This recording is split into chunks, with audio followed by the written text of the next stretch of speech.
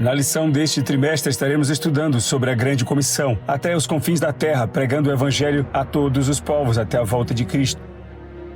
Vós mesmos sabeis que, para o que me era necessário, a mim e aos que estão comigo, estas mãos me serviram. Atos capítulo 20, versículo 34. É possível servir a Deus e aos outros por meio de sua profissão, onde quer que você vá. A palavra-chave desta lição é profissão. Numa jornada através das Escrituras, encontramos uma narrativa inspiradora sobre o apóstolo Paulo, um homem que não apenas proclamava a mensagem do Evangelho, mas também sustentava a sua própria jornada por meio do trabalho manual. Em Atos capítulo 20, versículo 34, vemos uma expressão profunda desse compromisso, onde Paulo declara: vós mesmos sabeis que para o que me era necessário, a mim e aos que estão comigo, estas mãos me serviram. Assim como o grande apóstolo, somos desafiados a integrar nossa fé com ação prática. Em 2 Tessalonicenses, capítulo 3, versículo 10, Paulo afirma: porque quando ainda estávamos convosco, vos mandamos isto, que se alguém não quiser trabalhar, também não coma. Estas palavras ressoam não apenas como um conselho prático para a subsistência, mas também como um lembrete de que o trabalho diligente é uma expressão de nossa fé. Nos ensinamentos do apóstolo aos Coríntios, em 1 Coríntios 9,16, percebemos a motivação genuína de Paulo na propagação do Evangelho. Ele destaca a natureza desinteressada de sua missão, afirmando que se anuncio o Evangelho, não tenho de que me gloriar, pois sobre mim pesa essa obrigação, porque ai de mim se não pregar o Evangelho. A missão de Paulo transcende interesses financeiros, revelando um compromisso apaixonado com a disseminação da mensagem redentora.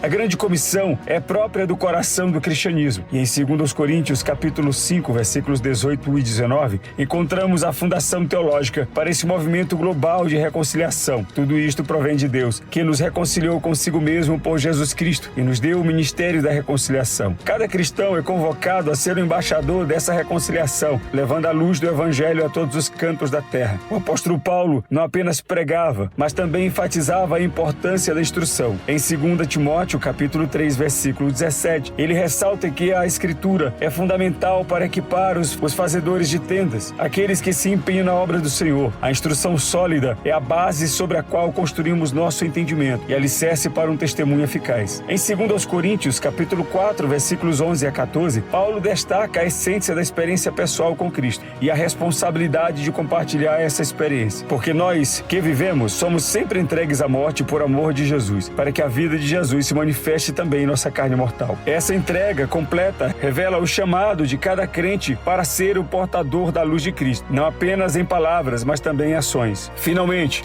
em Romanos 16, 25 a 27, encontramos a exortação de Paulo sobre a nossa vocação para servir a Cristo. Se destaca que somos vocacionados não apenas com o que fazemos, mas com quem somos, aquele que pode vos confirmar, segundo o meu Evangelho e a pregação de Jesus Cristo, conforme a revelação do mistério que desde os tempos eternos foi oculto. Somos chamados a servir em conformidade com a revelação do Evangelho, revelando o mistério divino ao mundo através de nossas vidas transformadas.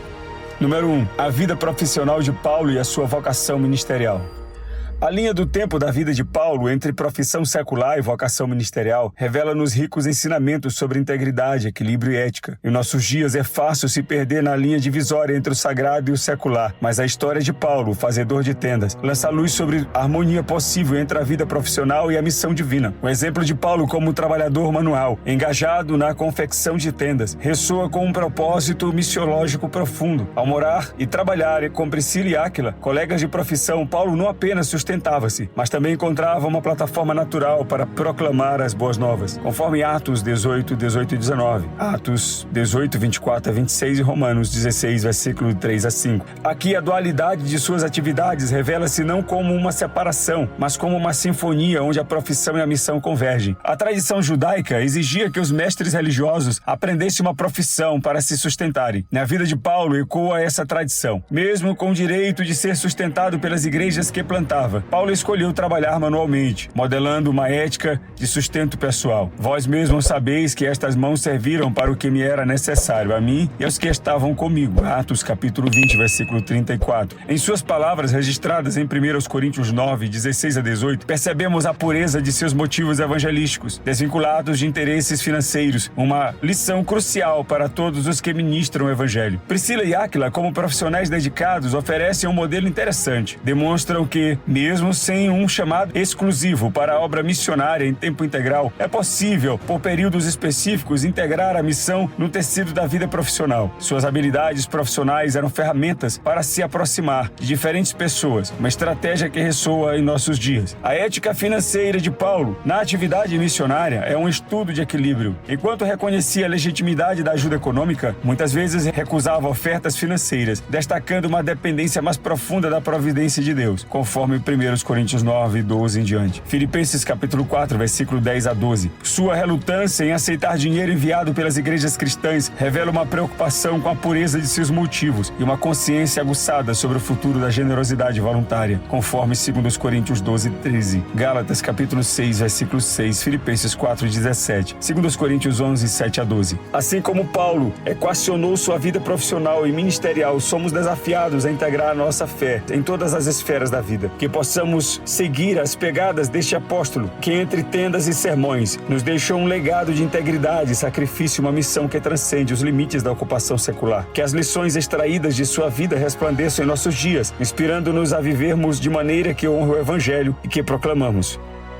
Número 2. O cuidado integral dos missionários. No palco da história, os fazedores de tendas emergem não apenas como artífices de abrigos físicos, mas como arquitetos de pontes transculturais, unindo profissão e missão em um espetáculo único de dedicação e serviço. Em Atos 18, encontramos a essência dessa missão, onde discípulos de Jesus se tornam fazedores de tendas, utilizando os dons e habilidades profissionais como instrumentos na sinfonia da missão. Por muitos anos, no cenário missionário, enfatizava-se a atitude de abandonar o secular em prol do sagrado. Na prática, quem encontrou eco na jornada de Paulo. Contudo, o horizonte se amplia, revelando que é possível ser um profissional ou empreendedor e ainda assim trilhar os caminhos da obra missionária, sem renunciar à carreira profissional. A simplicidade dessa verdade ressoa como um convite a cada cristão, um convite para tornar a missão não uma jornada exclusiva, mas um estilo de vida. A força missionária ganha forma como um movimento global, uma resposta à graça divina, que busca reconciliar o mundo consigo mesmo. 2 Coríntios 5, 18 e 19. A maior força missionária do mundo não reside apenas nos púlpitos das igrejas, mas nos escritórios, nas fábricas e nas salas de aula, onde profissionais, empreendedores e estudantes se tornam embaixadores do reino, levando a mensagem de Cristo através de suas vidas e trabalho. A narrativa bíblica se entrelaça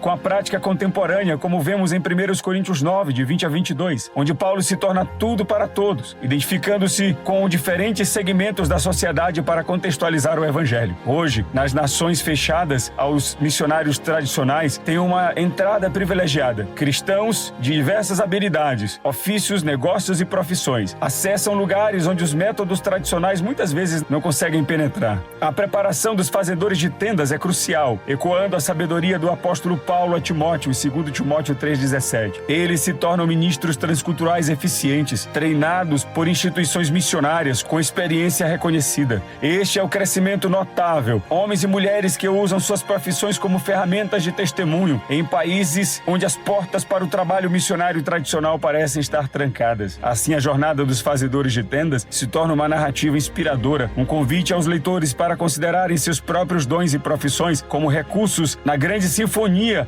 da missão global. Que cada profissional cristão, em seu campo de atuação, possa se tornar um fazedor de tendas moderno, entrelaçando sua vida profissional com a missão de Cristo, testemunhando não apenas com palavras, mas com ações que transcendem fronteiras e tocam os corações daqueles que estão sedentos pela verdade. Paulo deixa o legado que, em qualquer situação social, posso compartilhar o Evangelho de Cristo às pessoas. Efésios capítulo 6, versículos 5 a 8. Está escrito: quanto a vós outros servos, obedecei a vosso Senhor segundo a carne, com temor e tremor, na sinceridade do vosso coração como a Cristo, não servindo à vista como para agradar a homens, mas como servos de Cristo, fazendo de coração a vontade de Deus, servindo de boa vontade como ao Senhor e não como a homens, certos de que cada um, se fizer alguma coisa boa, receberá isso outra vez do Senhor, quer seja servo, quer livre.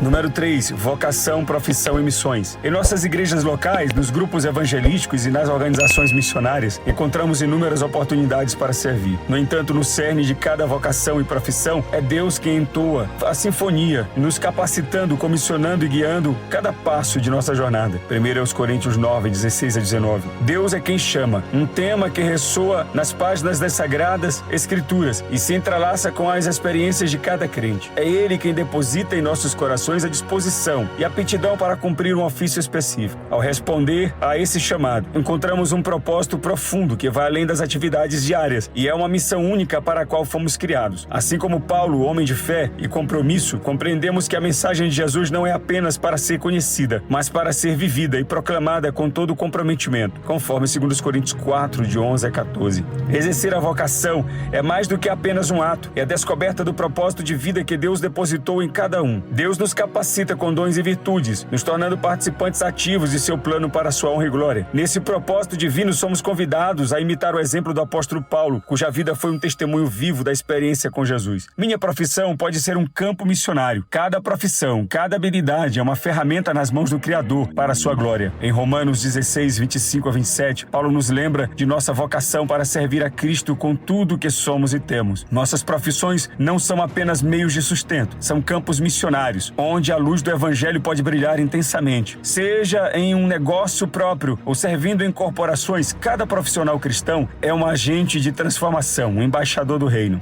A verdade é que todos somos vocacionados para a missão, e o campo é vasto, acolhendo tantos missionários, tradicionais como os profissionais que conjugam suas profissões, suas habilidades com a obra missionária. Não há limites de como Deus pode usar cada um de nós em seu serviço, que possamos em nossa profissão ser agentes da esperança e construtores de pontes para o Evangelho e testemunhas do amor redentor de Cristo. Assim, em nossa vida, cada ato secular ou sagrado seja feito em consonância com a vocação divina. Cada passo, cada decisão se torna uma etapa do serviço ao Criador, que ao refletirmos sobre nossa própria vocação e profissão, possamos encontrar uma harmonia profunda com os planos de Deus, transformando cada dia em um testemunho vivo de sua graça e amor. Em meio ao clamor dos confins da terra, Deus está sussurrando nos corações de profissionais, convocando-os a serem agentes da salvação em terras estrangeiras pela mensagem divina. Contudo, nessa chamada, ecoa um alerta sábio e crucial. Nem todos os que se sentem atraídos às missões transculturais estão prontos para esta tarefa monumental. Uma seleção cuidadosa, uma avaliação sincera dos motivos e uma disposição espiritual são requisitos indispensáveis. É neste cenário que a igreja local desempenha um papel vital. Em nossos corações, o chamado reverbera, mas é nos corredores da igreja local que esse chamado se desenvolve e amadurece. O alerta ressoa como um convite à meditação, uma chamada para examinar nossas motivações e avaliar a disposição espiritual. A Bíblia, nosso guia infalível, nos instrui em Provérbios 16:2. Todos os caminhos são, ao homem, limpos aos seus olhos, mas o Senhor pesa o espírito. Nesse peso divino, encontramos a clareza necessária para discernir entre uma inclinação pessoal e um chamado divino. A igreja local emerge como um laboratório divino para a descoberta de vocações. É no contexto da comunidade de fé que o crescimento espiritual floresce plenamente. Não é apenas um local de adoração, mas um terreno fértil onde as sementes da vocação são semeadas e cultivadas. Em Efésios 4, de 11 a 13, somos lembrados de que Deus deu dons à igreja para o aperfeiçoamento dos santos, para a obra do ministério e para a edificação do corpo de Cristo. E este é o solo sagrado, onde vocações são discernidas e nutridas. O conhecimento de Deus e das Escrituras é o alicerce dessa jornada. Em 2 Timóteo, capítulo 3, versículos 16 a 17, somos informados de que toda a Escritura é inspirada por Deus e útil para o ensino, repreensão, correção e instrução na justiça. Este é o manual que nos guia na compreensão de quem Deus é e qual é o seu propósito para nossas vidas. É na busca diligente desse conhecimento que nossas vocações se tornam mais claras e mais alinhadas com o plano divino. Uma vez que o alicerce está seguro, a jornada continua no desenvolvimento de habilidades ministeriais, especialmente a habilidade de levar outros a Cristo e discipulá-los. Em Mateus, capítulo 28, 19 a 20, o Senhor Jesus nos encoraja a fazer discípulos de todas as nações. Este é o cerne da vocação cristã. A igreja local, atuando como mentor e guia, desempenha um papel crucial nesse treinamento, capacitando os vocacionados a serem eficazes nessa missão monumental. Assim, a chamada para fazer missões não é apenas uma vocação, mas uma jornada espiritual. É uma convocação divina que requer discernimento, nutrição e desenvolvimento contínuos. Que ao explorar essa vocação, cada profissional encontre não apenas um propósito terreno, mas uma missão celestial, que transforma não apenas vidas, mas eternidades. Que a igreja local seja o berço dessa jornada, guiando cada vocacionado a se tornar um verdadeiro mensageiro da esperança, em terras ainda não iluminadas pela luz da graça divina. Tenha uma boa aula e Deus o abençoe.